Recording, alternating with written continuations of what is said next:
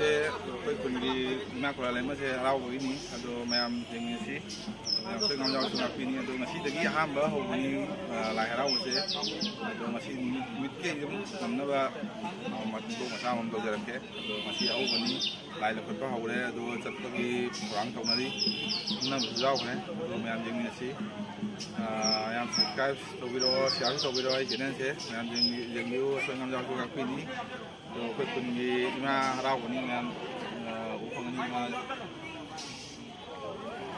ꯑꯩꯈꯣꯏ ꯀ꯭ꯂꯕꯅ ꯑꯃꯁꯨꯡ ꯅꯍꯥꯔꯣꯜ ꯑꯗꯨꯗꯒꯤ ꯑꯍꯜꯂꯣꯟ ꯃꯌꯥꯝ ꯆꯪꯅ ꯍꯣꯠꯅꯖꯕꯅꯤ ꯑꯩꯈꯣꯏ ꯉꯝꯖꯥꯎꯁꯨ ꯑꯋꯥꯠ ꯑꯄꯥꯖꯥꯎꯁꯨ ꯌꯥꯝ ꯉꯥꯛꯄꯤꯒꯅꯤ ꯌꯦꯡꯃꯤꯟꯅꯁꯤ ꯍꯧꯖꯤꯛ ꯕ꯭ꯂꯣꯛꯁꯦ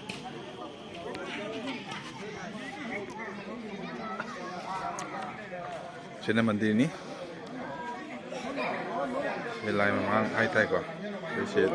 ꯍꯔꯥꯎꯐꯝꯅꯤ ꯁꯤꯅ ꯁꯦ ꯑꯩꯈꯣꯏ ꯃꯅꯨꯡ ꯉꯥꯛꯇꯅꯤ ꯃꯌꯥꯝ ꯐꯩꯌꯦ ꯇꯧꯕꯤꯔꯣ ꯀꯔꯤꯃꯠꯇꯦ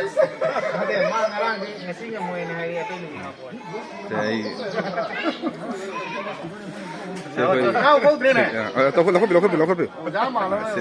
ꯑꯣꯖꯥꯅꯤꯗꯣ ꯃꯁꯥꯃꯛ ꯑꯩꯈꯣꯏ ꯐꯝꯒꯤ ꯑꯣꯏꯅ ꯀ꯭ꯂꯕꯀꯤ ꯑꯣꯏꯅ ꯁꯦꯀ꯭ꯔꯦꯇꯔꯤ ꯄꯥꯏꯖꯔꯤ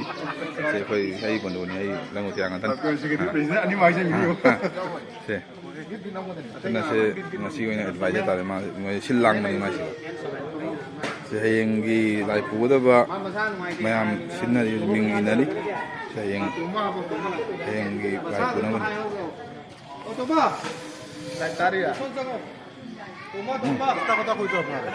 एक मिनिट ꯁꯤꯅ ꯑꯩꯈꯣꯏꯒꯤ ꯈꯨꯟꯒꯤ ꯂꯥꯏꯕꯨ ꯍꯥꯏꯇꯥꯔꯦꯀꯣ ꯍꯥꯏꯗꯤ ꯏꯃꯥꯁꯦ ꯍꯥꯏꯗꯤ ꯃꯄꯨꯁꯦ ꯑꯩꯈꯣꯏ ꯄꯥꯕꯨꯡꯅ ꯑꯣꯏ ꯃꯄꯥꯅꯤ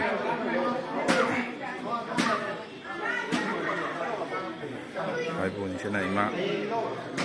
ꯏꯃꯥꯅꯤ ꯁꯤꯅ ꯅꯨꯄꯤꯗꯣꯡꯒꯤ ꯐꯝꯐꯝ ꯁꯣꯝꯗꯩꯁꯤꯅ ꯃꯌꯥꯝ ꯅꯤꯄꯥ ꯃꯌꯥꯝ ꯐꯝꯅꯕꯒꯤ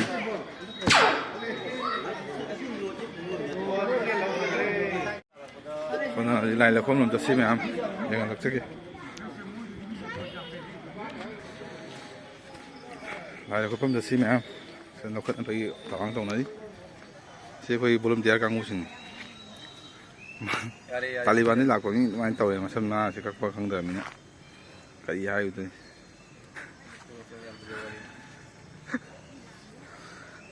ꯑꯩ ꯑꯃ ꯃꯅꯤꯡꯗꯒꯤ ꯂꯩꯊꯣꯛ ꯂꯩꯁꯤꯟꯒ ꯇꯧꯔꯤꯕꯅꯤ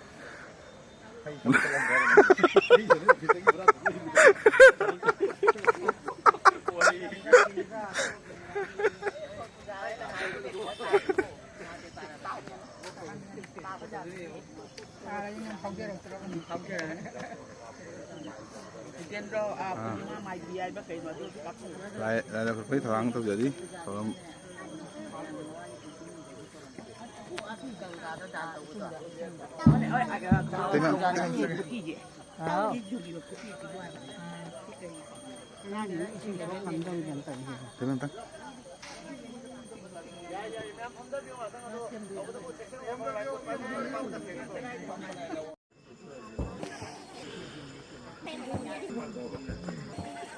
거기 더 먹어.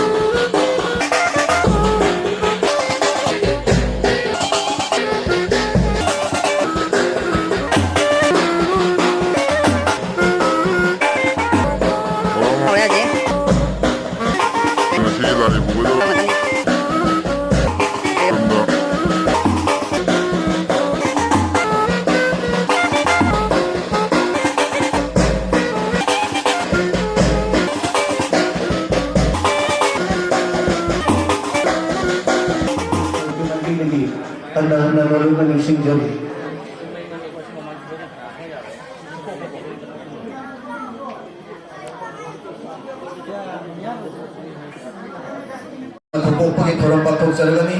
ꯃꯔꯝ ꯑꯁꯤꯅ Kasi lain po ba rin bilang ni Sarugabi ni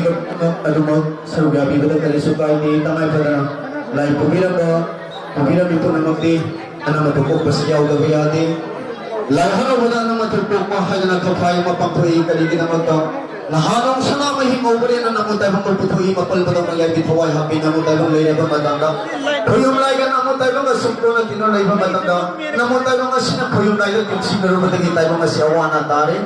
ano na tayo mga sinawa na tari ba tuloy ni sila ba simulangit tingala ba matanda iwan mo po lang ikaw na mapari sa namin o ba na pari ibo mo namuntay mong sinasyawa na tari ito na nang na tipulay kung trabadi tayo mga si ano mahas nito na layong kamdaman na ito na tupag-tubay sa ito na layong na ipari mo ito na among tawdi ano matapnahin na sinuhay mong magkambalo na mapalbataw na payo mo nahin na sinuhay kang lang ito gano'n ihanap ng mapalbataw ito na asong na